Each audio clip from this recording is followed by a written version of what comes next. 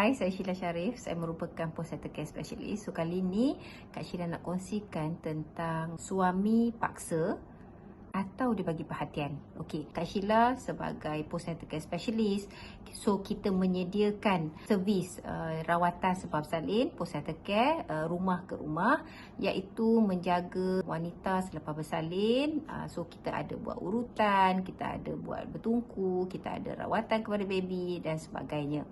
Okey, so kali ni kenapa Kak Sheila kongsikan tentang tajuk suami paksa atau perhatian. Okey, ini daripada pengalaman kami sebagai seorang confinement lady. Kita boleh panggil confinement lady, kita boleh panggil postnatal care service ya. Okey, so Kak Sheila nak kongsikan tentang sikap-sikap suami terhadap isteri. So kadang-kadang agak menyusahkan bagi pihak isteri dan menyusahkan juga bagi pihak orang yang nak buat kerja tu.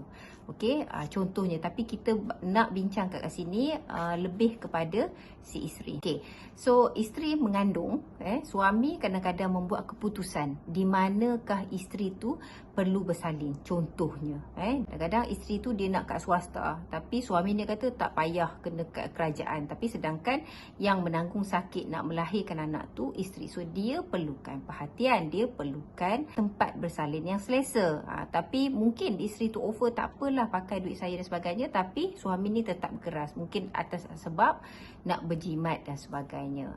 So dekat situ kita dah nampak keputusan tu seperti paksaan. Okey, yang kedua, biasanya kita tengok dalam keadaan kita berpantang tu, Kak Sheila nak kongsikan, ada customer Kak Sheila, kadang-kadang kita tengok dia berpantang seorang. Tak ada pun siapa-siapa bantu dia semasa dia dalam berpantang.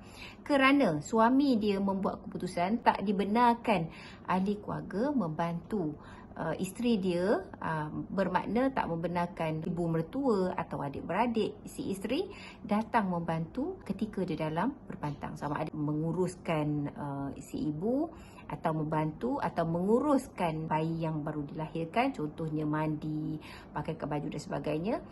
Tapi dia tak benarkan, kononnya dia dah ambil confinement lady. Tapi macam saya kata tadi, kadang-kadang confinement lady ni dia bukan ada penuh hari. Kadang confinement lady ni, postnatal care service ni, dia datang 11 pagi je. So dia bukan 24 jam. Tapi si ibu perlukan perhatian, perlukan penjagaan, perlukan pertolongan. Okey, itu dari segi bantuan. Tapi ramai juga ibu selepas bersalin ni kadang-kadang keliru untuk ambil package apa.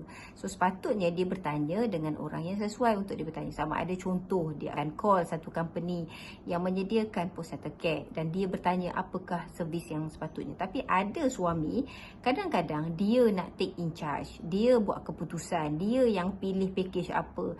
Kadang-kadang lelaki ni pilih package yang paling murah, dia rasa itu yang paling sesuai. Tapi sebenarnya si isteri perlukan rawatan yang sesuai bagi bajet dia. Kadang-kadang mengeluarkan bajet ni bukannya si suami, si isteri. Tapi suami dia mengontrol perbelanjaan isteri, kononnya nak berjimat dan sebagainya, tapi sebenarnya isteri memerlukan rawatan, bantuan, seperti Kak Syah cakapkan. Jadi si isteri ni ingat, okey, suami bagi perhatian, tapi dia tak sedar sebenarnya suami sedang memaksa dia untuk buat keputusan yang kadang-kadang dia tak suka. Okey, lebih menyedihkan lagi kalau misal kata suami tak benarkan kita berjumpa dengan ahli keluarga, atau suami tak benarkan ada lawatan, contoh daripada kawan-kawan kita, ahli keluarga yang terdekat, contoh ibu bapa, saudara mara.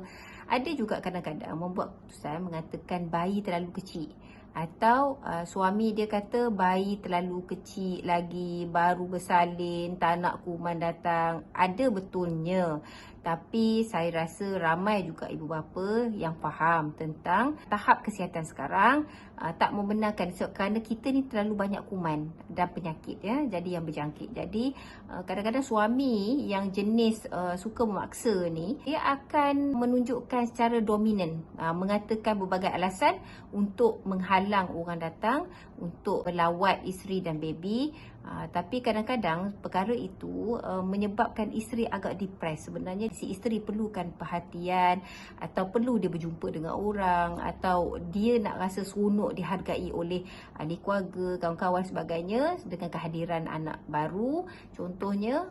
Jadi dia perlukan lawatan rakan-rakan, keluarga, mungkin dia perlukan hadiah, orang datang bagi hadiah. Tapi suami ni dia memaksa isteri membuat keputusan tak ada orang datang untuk melawat semasa di dalam berpantang. Pernah juga kami menghadapi masalah begini. Jadi biasanya isteri dalam keadaan jadi mereka agak stres. Kita boleh nampak dia agak stres, menangis, tiada siapa yang dia boleh bercakap contohnya, memang ada tapi tak ramai. Okey, dalam kes ni juga kita sebagai postnatal care service atau confinement lady, kadang suami begini dia terlalu mengawal. Dari segi kadang kita nak buat kerja di rumah tu, bukan kita buat kerja rumah tangga, tapi kita memberi servis. Kadang-kadang bila kita contoh kita pandaikan tungku, dia pergi offkan api, kononnya tak nak membazir, tapi sedangkan kita perlukan batu tungku tu panas. Kadang-kadang dia sentiasa berjalan atau mengelilingi isteri, atau sentiasa berada di samping isteri kerana dia merasakan dia perlu mengawasi isteri, sedangkan pada ketika itu dia perlu bagi privacy sedikit kepada isteri semasa mendapatkan urutan atau rawatan bersalin seperti contoh urut, bertungku jadi isteri perlukan privacy. Jadi suami sepatutnya membantu untuk menjaga bayi, sama ada membantu dari segi bagi susu dan sebagainya. Tapi ada suami dia sentiasa berada di sisi isterinya kerana merasakan perlu mengawasi isteri. Tapi kita sebagai postnatal care service, kita okey sahaja, tapi kadang-kadang menyebabkan kita berasa tidak selesa kerana ada bahagian-bahagian yang sulit untuk kita buatkan urutan. Dan kalau boleh kita tak nak suami ada, kerana ada beberapa tips yang kadang-kadang kita perlu bagi tahu kepada customer tersebut supaya memudahkan dia untuk jaga kesihatan dan seterusnya. So itu sahaja Kak Syirah nak kongsikan dari segi postnatal care service, yang apakah kadang-kadang suami ni membuat keputusan kita rasa macam perhatian, tapi sebenarnya kita perasan dia mengawasi atau dia paksa kita membuat keputusan yang kadang sebenarnya kita tak suka pun dengan keputusan tersebut, dan kita rasa keputusan tersebut tak sesuai untuk kita, tapi kita terpaksa mengikut keputusan dia kerana kita rasa itulah yang terbaik bagi kita, dan kita ikut saja. Tapi kalau ditanya kepada Kak Sheila, ada banyak perkara sebenarnya lelaki tak tahu dan kita perlu bagi tahu dia, kita perlu berbincang. Kerana ramai lelaki mereka tidak dididik pengetahuan selepas bersalin dan sebagainya oleh ibu mereka sendiri. Jadi Kak Sheila nak you all ambil maklumat apa yang Kak Sheila kongsikan. InsyaAllah Kak Sheila akan kongsikan lagi maklumat atau info atau apa-apa bahan yang boleh dibuat rujukan. Ambil sambil berpantang tu boleh tengok Kak Sheila punya video di Sheila Sharif. Okey, insyaAllah kita jumpa lagi.